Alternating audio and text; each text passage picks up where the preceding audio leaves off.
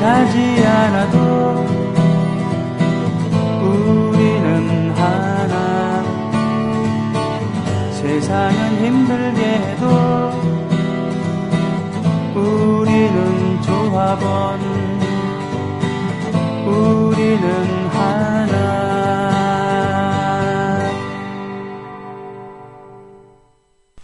자, 2부입니다. 2시, 거의 2시 정각에 시작을 했어요. 네. 게시판 가보겠습니다. 네. 일단 즐거운 얘기부터 하자고요. 잼뱅이님, 손병희 DJ님, 오늘 우리 집 큰딸 은선이의 생일입니다. 아침부터 정신이 없어서 생일 축하도 못 해줬네요. 축하글 읽어주시고 생일 축하 노래도 하나 들려주시면 감사하겠습니다. 세상에서 제일 사랑하는 은선이의 생일 축하해. 아빠가 이렇게 하셨습니다. 자, 이거 어디인가요, 여기가? 예, 여기가 어디쯤일까? 혹시 삼낭진 그 근처? 아니겠죠? 네. 맞나? 아, 섬진강이라고 되어 있습니까? 네. 오늘 1월 15일이군요. 아, 겨울에 태어난 아이군요. 그래요.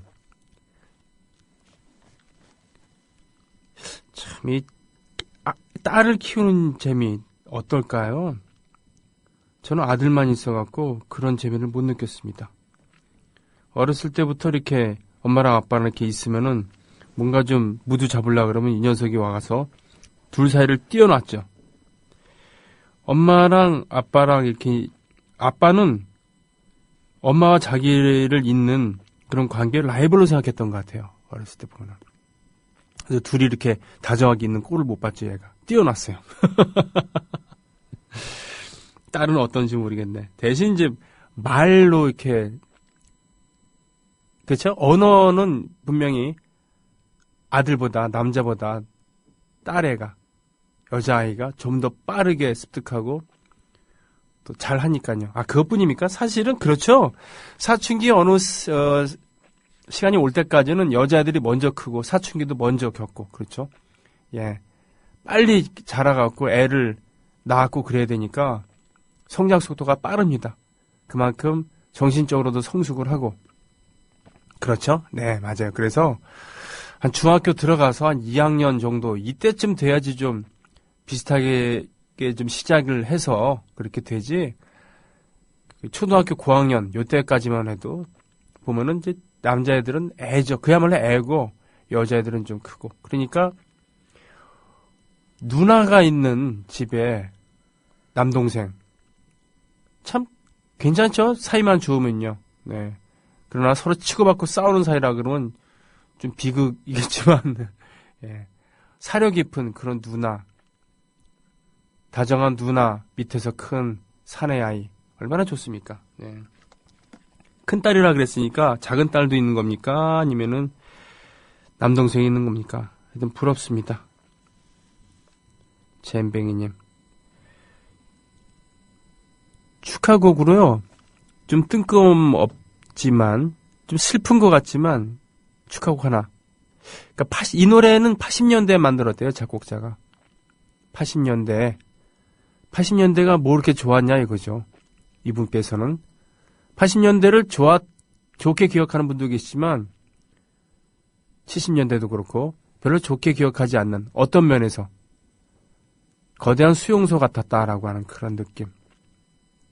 광주학살 피를 묻히고 등장한 정권, 그 밑에서 하늘엔 조각구름 떠있고 강물엔 유람선이 떠다니고 그래도 그건 남의 얘기고, 거기서 정상적인 이성을 가지고 살아가기에는 너무나 힘든 그런 젊음들이 있었죠.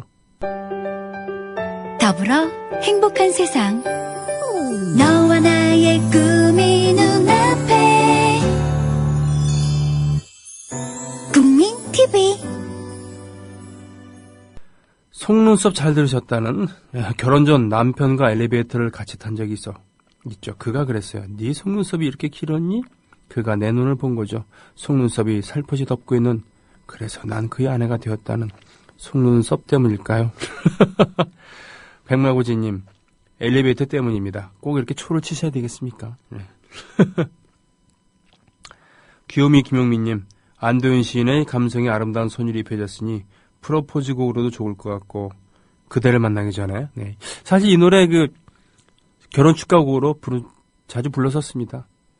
네. 근데 여자만 생기면 되는데 귀요미 김용민님 참 여자만 생기면 되는데 땅도 울고 하늘도 울고 스튜디오도 울고 정승조 아나운서도 울고 저도 웁니다. 네.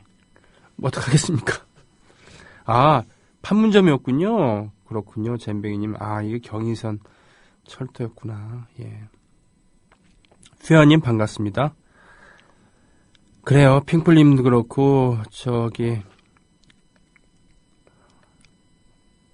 귀요미 김용민님도 그렇고 미경님도 그렇고 흰수염고래 그냥 대책 없이 그렇게 힘찬 곡은 아니죠. 그러나 저에게 힘을 주는 곡인 건 확실합니다. 콩동님 우유빛깔 윤도현. 보자.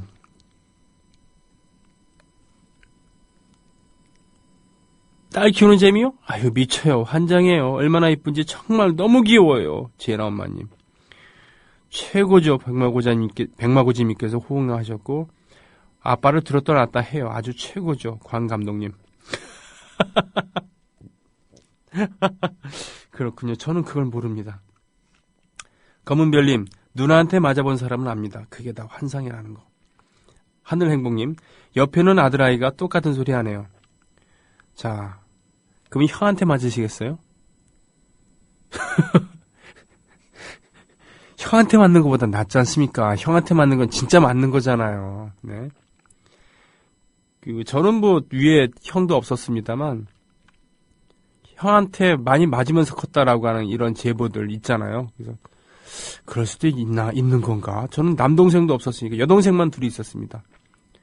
야, 그렇게 친형제간에 때리기도 할까 뭐 그런데 실제로 많이 때리는 모양이에요. 맞고 투닥투닥 거리기도 하고. 역시 수컷의 세계는 뭔가 좀 다른 부분이 있는 것 같아.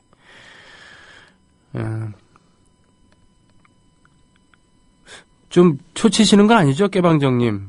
초치시거나 아니면 뭐가 좀 심기가 뒤틀린 건 아니죠? 위어 올 언론이라니. 이런 따뜻한 생일 노래를 나누고 있는데, 아이고.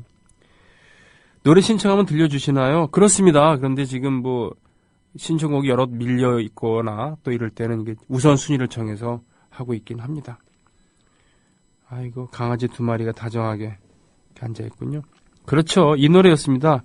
제가 라이브에 했었던 이 노래가 바로 그대의 날이었습니다.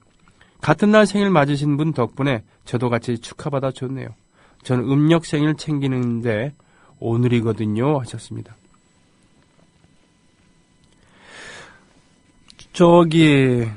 혹시 그거 아십니까? EBS의 스페이스 공감이라고 하는 프로그램, 그런 프로그램이 있죠.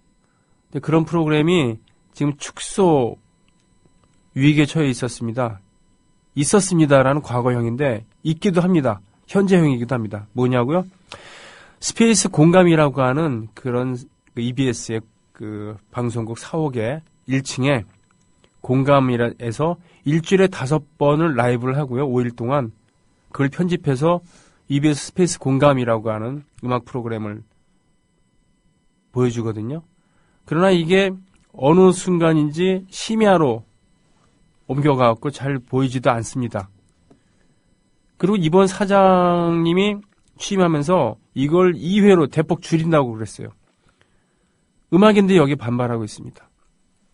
왜 이런 일이 벌어지고 왜 이런 거에 남의 방송국의 음악 프로그램에 음악인들이 반발하고 그러는지 궁금하시죠? 자, 그 얘기를 뮤지션 유니언의 정문식 씨랑 전화 통화하면서 얘기를 들어보도록 하고요. 더불어 행복한 세상. 너와 나의 꿈이 눈앞에. 국민 TV. 자, 전화 연결되어 있습니다. 뮤지션 유니언의 정문식 위원장이십니다. 안녕하세요. 네, 안녕하세요. 안녕하십니까? 네. 네. 정말 안녕하신 거예요? 예, 뭐 그냥 네. 그렇습니다. 네. 연초부터 바쁘시다는 얘기 들었습니다. 예. 네, 예. 예, 지금 뭐 잠깐 제가 방송에서 얘기는 하긴 했습니다만 EBS 스페이스 공감이 축소가 되고 거기 네. 음악인들이 반발하고 뭐 여기까지는 얘기했습니다만은 어떻게 네. 된 얘기입니까 이게? 올해 들어서 사실 12월 말쯤에 결정이 났었던 건데요. 아, 네.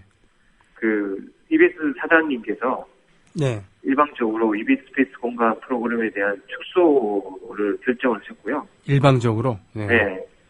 원래 5회 공연인데 그거를 네. 이제 2회 공연으로 축소를 해야겠다. 일주일에 2번으로. 네, 그렇게 발표를 하셨고 그게 이제 원래는 노사간에 이제 그 편성위원회를 거쳐야 하는데 네. 그것도 거치지 않고 그냥 이렇게 절차상으로 좀 하자고 했었던 거고요. 아.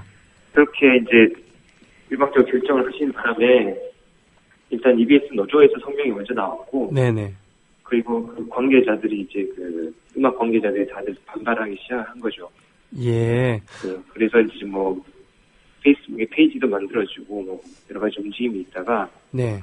이제 이번 1월 22일부터 이제 5주간 예. 각 음악 관련 단체들 주관하에 네. 축소 반대 릴레이 콘서트가 열릴 예정입니다. 그렇군요. 아니, 제가 두 가지가 궁금한데, 네. 하나는, 이게 이제 정상적인 프로그램 무슨 회의, 제작진에서 회의를 거쳐서 한 게 아니라 일방적으로 사장이 결정했다는 거고, 그래서 왜 그랬는가라는 그런 거 하나랑, 그래도 아무튼 방송사의 그 편성은 방송사의 권한인데, 왜 뮤지션들이 이런 거에 반발해서 나서게 되었는가, 이 두 가지가 궁금합니다. 예, 원래부터 이제 공감 프로그램에 대해서 네. 그 제작에 투여하는 예산이 좀 많다라는 그런 얘기들이 계속 있어 왔던 걸로 알고 있고요. 아, 네. 그리고 이제 또 EBS가 교육방송인데 예. 무슨 음악 프로그램이냐 하는 좀 그런 비판 아닌 비판도 받아왔던 걸로 저는 알고 있거든요. 예. 그래서 계속 이제 어떤 축소의 어떤 위험 속에는 놓여 있었는데 네. 이번에 이제 그 사장님께서 이제 되게 좀 어떤 거죠? 되게 과감하게 용감하게 결단을 내리셨다가 이렇게 반발을 받게 된 거고요. 네. 그 다음에 뭐 음악계에서는 당연히 그 반발할 수밖에 없는 게 네. 우리나라에서 제대로 된 어떤 라이브 연주 음악을 예. 소개하는 프로그램이 사실 거의 EBS 스페이스 공감이 거의 유일무이한 상황이거든요. 아. 그리고 또 거기 통해서 소개된 되게 지금 유명해진 되게 뮤지션들도 많고 네네. 거의 뭐 해외에 되게 유명한 뮤지션들도 많이 섰고 네네. 네, 그래서 EBS 스페이스 공감이 가지는 위상이라는 것이 사실은 되게 음악계에서 되게 큽니다. 그 비중도 되게 크고요. 네네. 대중음악상에서 올해의 프로그램상 내지 특별상도 수상했을 정도로 아, 예. 예. 그래서 하긴, 음악 본연의 가치를 가장 중요하게 여기는 방송이었는데. EBS 스페이스 공간밖에 없다고 보시면 됩니다. 사실은 공중파에서도 여러 프로그램들이 있었습니다만 하나둘씩 폐지가 되거나 아니면 성격이 변하거나 그랬었잖아요. 그죠? 예, 예. 예, 그래서 무슨 순위 프로그램 같은 건 계속 있습니다만 그것은 글쎄 특정한 그런 장르, 특정한 세대를 겨냥한 그런 그 연예 프로그램의 성격이 강하고 말이죠.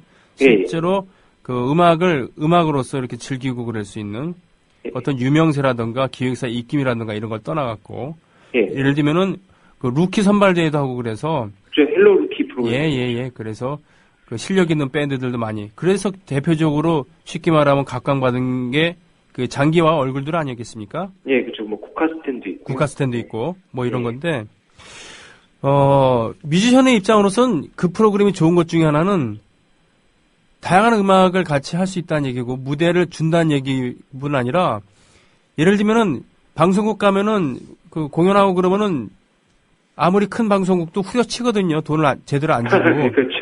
근데 EBS에서는 일단은 어떤 악기가 필요하다. 그러면 그렇죠. 그걸 다 마련해주고 몇 명이 더 필요하다. 그럼 무대가 좁아서 세울 수 없을 그 이상 그 이하까지는 다 세션들도 이렇게 하라고 그러고 그리고 돈도 다 챙겨줬어요. 예, 그렇죠. 근데 그게 EBS로서는 돈이 많이 든다는 그런 얘기인데 예. 교육방송이라서 그러면은 훈화 말씀만 있어야 되는 것도 아닌데 도대체 왜 그러는 걸까요? 왜 그러는 것 같아요, 도대체? 좀 왜 그러는지는 저도 잘 모르겠고요. 아, 네. 근데, 공영방송이란 성격에 맞춰봤을 때, 네. 그런 프로그램들이 분명히 공영방송의 성격에 위배되는 건 아니라고 판단하고요. 네네.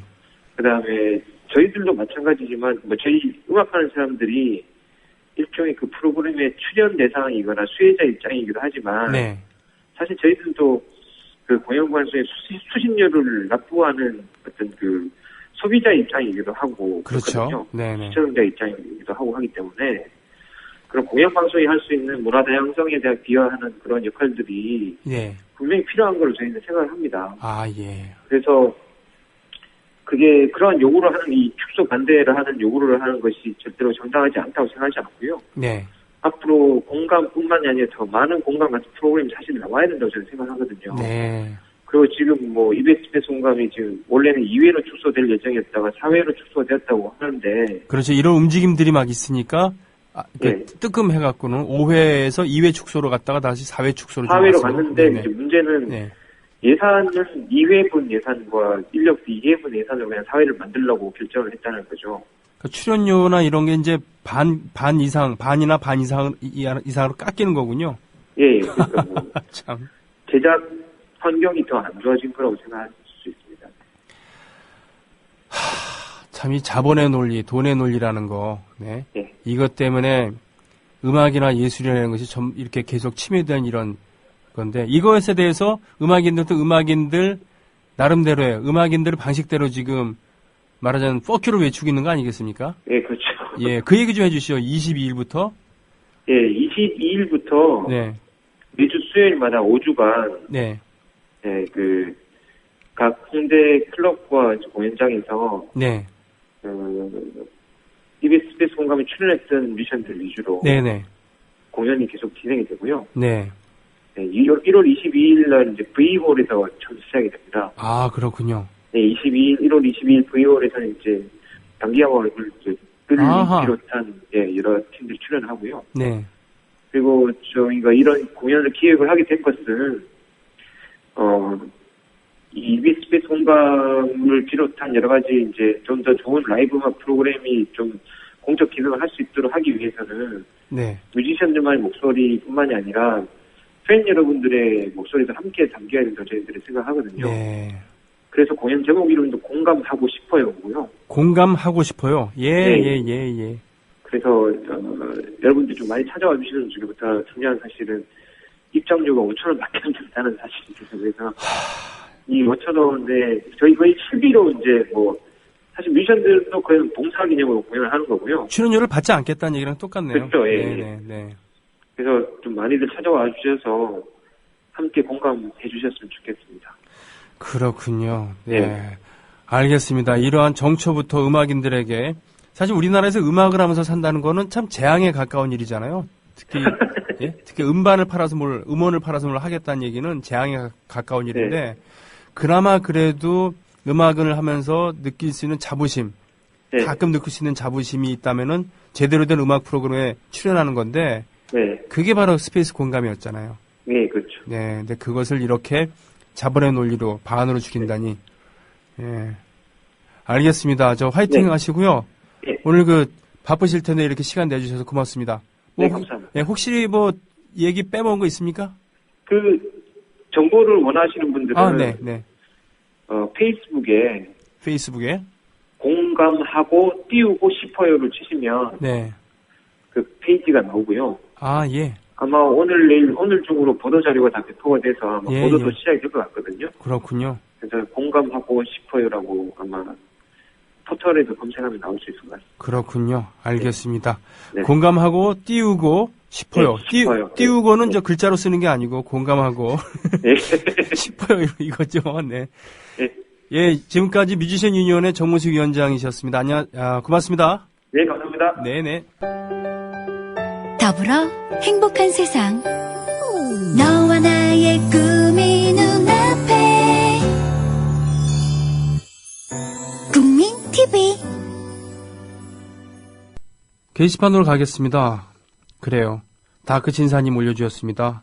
남북 정상회담록 불법 유출 의혹 사건 수사 중인 검찰이 김무성, 서상기, 정문원, 권영세, 남재준 무혐의로 결론 내린 뭐 이럴 줄 알았다라는 그런 느낌도 있습니다. 그러나 이것이 옳은 것이다라는 것은 아니죠. 휘하님 기대도 안 했다. 검세 이것들아. 귀요미 김용민님 이거 민주당이 가만히 있어서는 안 될 사안인데 좀 투쟁해라. 독재자 앞에서 서설 기지 말고. 민주당이 가만히 있어서는 안 될 사안이 어디 한두 개였습니까? 예? 근데 제대로 뭘 한 적이 있습니까? 검찰은 혹시나 했더니 역시나군요. 마녀님. 그렇습니다. 이 순혈주의라는 게 이것이 무서운 겁니다. 며칠 전에 스포츠 평론가 최동호 씨랑도 얘기를 했습니다만 순혈주의 옳지 않습니다. 끊임없이 외부에서 자극이 들어와야 돼요. 그래야지 조직이 건강해집니다. 외교부도 그렇고 검찰도 그렇고 스포츠계도 마찬가지인 것이죠. 다시 처음 얘기로 돌아가겠습니다. 오늘 보세요. 옛날 얘기. 안대희 검사 말이죠.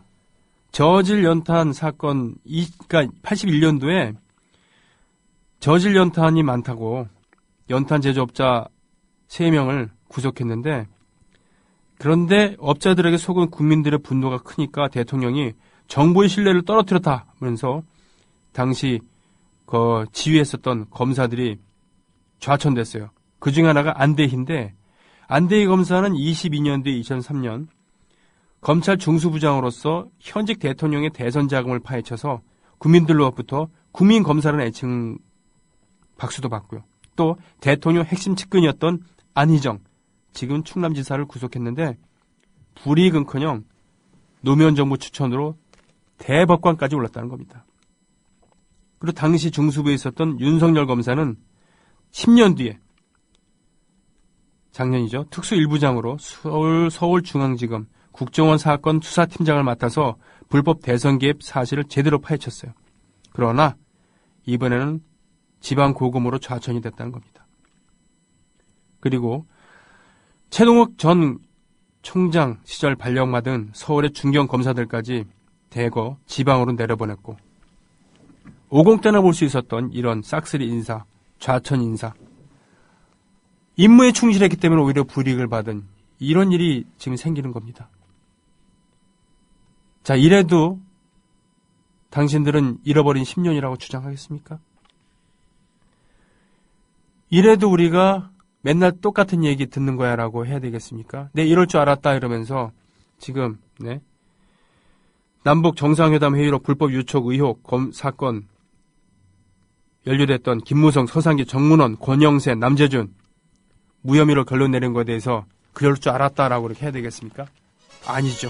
애국 시민 여러분, 해외동 여러분, 그리고 동네 주민 여러분, 고맙습니다.